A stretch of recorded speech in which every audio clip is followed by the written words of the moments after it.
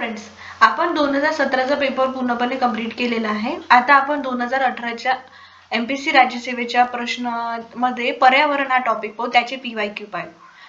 UNEPच्या नियमाप्रमाणे UNEच्या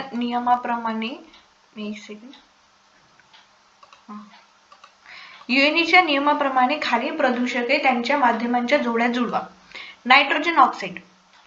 आता इथे जर तुम्ही थोडंसं गेलं ना तर तुम्ही इथे कॉमन जरी काढलं तरी तुम्हाला याची जोडी सापडून जाईल. मी तुम्हाला अगोदरच्या क्वेश्चन पेपर मध्ये पण सांगितलं होतं की कॉमन काढून पण आपले आन्सर्स येतात. जर कॉमनली जर गेलो आपण तर आपल्याला आन्सर मिळते 50-50% पर्यंत आपण सहजच येतो 3 आणि 4 मध्ये. आणि हा क्वेश्चन खूपच सोपा आहे. नॉर्मल अभ्यास करणारा पण येऊन मी सांगते तुम्हाला. नायट्रोजन ऑक्साईडचं याच्यामध्ये होते हवेमध्ये प्रदूषण होते. Petroleum hydrocarbon. समुद्रामध्ये जेव्हा हे होते एखाद्या जहाजातून ऑइलची गळती होते तेव्हा पेट्रोलियम हायड्रोकार्बन मध्ये समुद्रामध्ये होते. फ्लोराईडचं ना याच्यामध्ये फ्लोराईड स्वच्छ पाण्याला खराब करतो. म्हणजे फ्लोराईडचं प्रमाण ग्राउंड वॉटर मध्ये वाढल्याने दात खराब होतात. तुम्ही बघितलं असेल सलाईन एरियामध्ये म्हणजे वाळवंटामध्ये, पश्चिम बंगालमध्ये, राजस्थान एरियामध्ये फ्लोराईडचं कंटॅमिनेशन खूप जास्त आहे.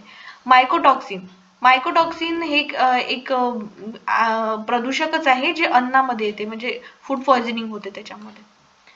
आपलं कॉमन काढून आपण येऊन जातो, आपल्याला सॉल्व्ह करता येईल. राष्ट्रीय सभेच्या खालीलपैकी कोणत्या दिवसाला ओझोन दिन म्हटले? हा क्वेश्चन बरेच वेळा रिपीट झालाय, खूप जास्त वेळा. आणि ओझोन तर खूपच इम्पॉर्टंट टॉपिक आहे MPSC मधला. ओझोनच्या होल बद्दल, ओझोनच्या डे बद्दल, ओझोन कोणत्या फॅक्टर्सनी होतो, CFC बद्दल खूपदा क्वेश्चन विचारलाय. म्हणून ओझोन हा टॉपिक आपण त्याच्यावर थोडंसं लक्ष दिलं तर. इथे सप्टेंबर ह्या 2 जोड्या आहे, 1 सप्टेंबर आणि 1 16 सप्टेंबर. तर आणि 16 सप्टेंबर ही डेट ओझोन डे म्हणून निवडली गेली होती. थोडी ऑड डेट दिसते बा, 1 तारीख आहे, 5 तारीख आहे, ह्या सगळ्या होल नंबर टाईप मध्ये तारखा आहेत. पण 16 सप्टेंबर ही ऑड तारीख वाटते म्हणून आपण ऑड सोबत जाऊया. खालीलपैकी कोणता हरितगृह संपूर्ण मालवण? मी तुम्हाला पहिले सांगितलं क्लोरोफ्लोरोकार्बनचं ओझोनचं पोल्युशन ज्याच्यामुळे होते किंवा ओझोनचं डिप्लिशन ज्याच्यामुळे होते, क्लोरोफ्लोरोकार्बन. याच्यावर पण बरेचदा क्वेश्चन इथे पण तुम्ही बघू शकता रिपीटेड आहे. क्लोरोफ्लोरोकार्बन ही हा बघा, हे कॉम्प्लेक्स नाव आहे, खूप जास्त कॉम्प्लेक्स नाव आहे. इथे तुम्ही बघाल methane, nitrous oxide, carbon dioxide हे आपल्या परिचयाचे नाव आहेत. पण हे क्लोरोफ्लोरोकार्बन ही कॉम्प्लेक्स नाव आहे. त्याच्यासोबत आपण जाऊया, ते ह्युमन ऍक्टिव्हिटीने तयार होतं, स्पेशली रेफ्रिजरेटर, एसीच्या यूज मध्ये.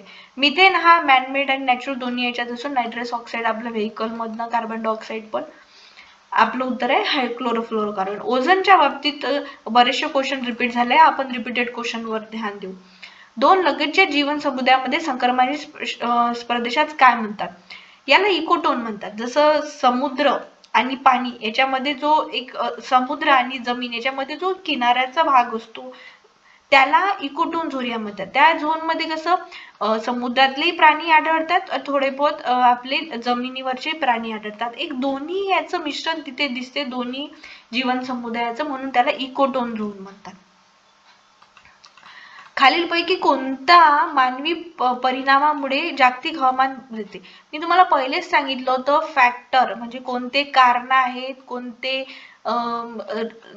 कोणते त्याचे परिणाम आहेत, परिणाम कोणते आहेत, आणि नंतर त्याचे पॉझिटिव्ह म्हणजे जे सकारात्मक उपाय आहे हे मोस्टली ऑल मध्येच राहतात. कारण की कोणता ना कोणता फॅक्टर, कोणता ना कोणता परिणाम त्याच्यामुळे दुरून जरी होईल का, म्हणजे जवळून किंवा दुरून त्याच्यावर त्याचा आपला प्रभाव सोडतच असतो. जसं आपण पाहिलं की 800 वर्षापासून जंगल तोडले आहे, आग व अतिचराई झालेली आहे, भाताची शेती झालेली आहे, औद्योगिक क्रांती झाली आहे, या सगळ्या गोष्टी जागतिक हवामानामध्ये बदल करूनच आणतात. म्हणून आपण ऑल ऑफ दिस सोबत जाऊ. सगळे जनरलाइज स्टेटमेंट आहे, कुठेच ट्रिक वगैरे वापरलेली नाहीये. तर आपले हे पर्यावरणचे क्वेश्चन झाले. नंतरच्या नेक्स्टच्या याच्यामध्ये आपण इकॉनॉमिक्स करू 2018चं. Thank you friends.